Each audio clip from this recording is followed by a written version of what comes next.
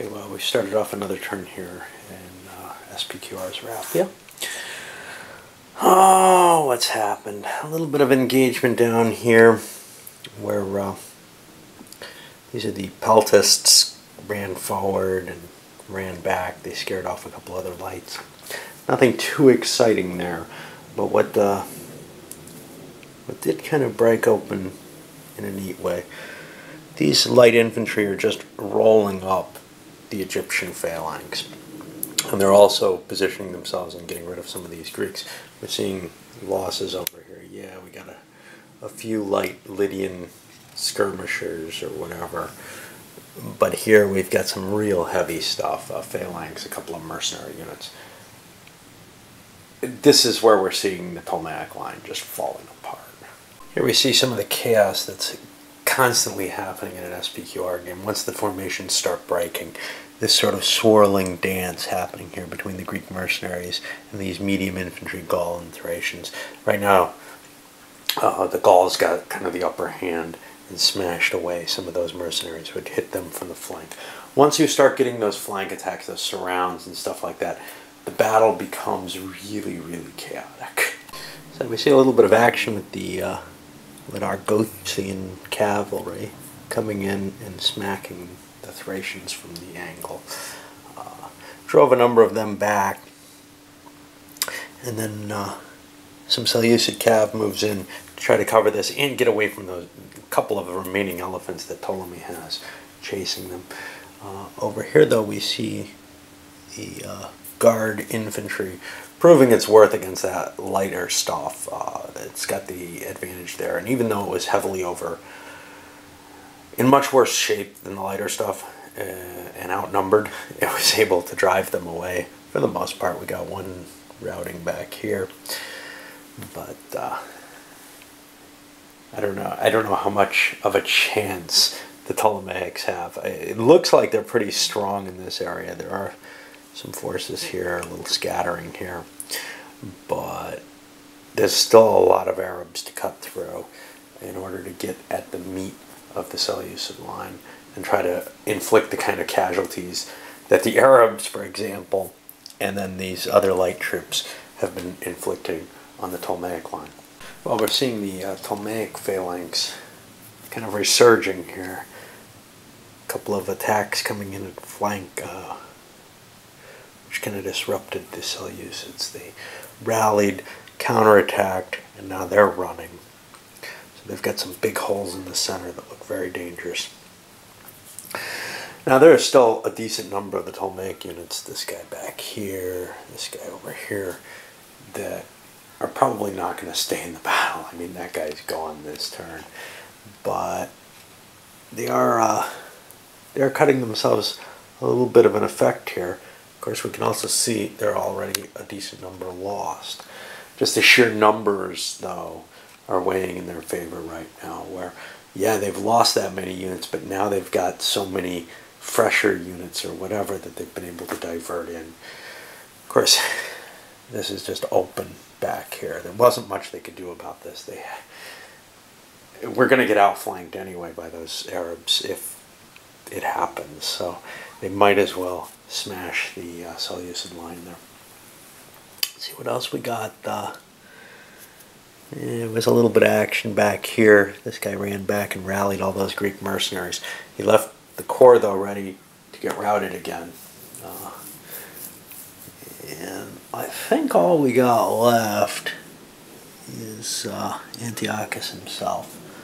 I'll come back after he does his thing. He's got either the guard cavalry, which there's almost nothing left of, or his elephants, which, you know, it's kind of a crapshoot with them. So, but yeah, those are his only options left. So I'll come back afterwards and score the turn. Well, this was too much for the Ptolemaic army. There's pretty heavy losses here. It was 90-something points, 57 for the Seleucids. You know, they just had too much coming off at the same time, too much value in terms of this. And it's not like the situation looks tremendously good for them. It just looked like it was brightening a little bit in the center. At 186, they've way over their limit. The Seleucids are a good 70 points below their limit. So yeah, I mean, certainly the light infantry effect that, you know, allowing them to stay a little longer might have had some effect, but I'll tell you, the sheer quantity of those Arabs here, oops, I forgot to flip him, but it's not like we're going to get there, I think would have told anyway. There were a lot of units that just didn't come into battle over here, and then over here these are mainly the silver shields, really, really powerful whole formation that didn't come in at all. The elephant line finally broke up here. Kind of both sides are gone. But I mean, once that's gone, it allows the maneuverability for the Seleucid cav to finish off whatever's over here. And we see there's a lot of stuff still routing. No matter what, the Ptolemaics would have a really tough job trying to build a line anywhere. I mean, they're just fragmented. You can see broken here, big break here. Here, this is maybe where they're strongest, but it almost looks like a weakness. You know, with those Arabs coming, this is just completely a vacuum. So there isn't anything that's just clearly advantageous for them. Over here, they've been able to bring their cav in and drive things away, but now they're facing another cav. Their elephants weren't really able to operate effectively. Maybe because they tried to smash them into the heavier Indians, but it's just to me it feels like the Seleucids have the advantages in this scenario. And it's kind of interesting that, you know, historically they lost, but they were winning, and winning quite heavily at the beginning of the battle. And it was really only because Antiochus led his flanking force in search of Ptolemy somewhere that that he lost the battle. So it would take, I think, a fairly poor leader to actually overcome those disadvantages. Well, to overcome the advantages that the Seleucids have, you would have to do something that just doesn't really work from a wargaming principle. Now, you could argue that there's a reason for hunting Ptolemy down. You kill him, and hey, maybe the whole war's over. Maybe the whole Egyptian dynasty falls, and you become, you know, the de facto ruler, just, you know, because of your position, etc. That there would be no problem. But if you won a battle, just a major battle, then maybe you have to fight another one and another one.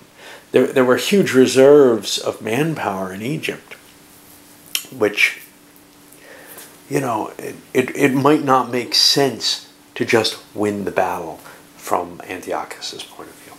I'm not sure. On the other hand, if you're not looking to capture the entire empire, maybe you can come to some sort of a truce if you win a major victory. All right, I'm going to clean this up. I can't tell you for sure. I'm kind of in the mood to do another one, but I may do something a little lighter. At some point soon, though, I'm going to be doing a review of SPQR because I just can't guarantee that I'm going to be going through all of them in any reasonably expeditious fashion.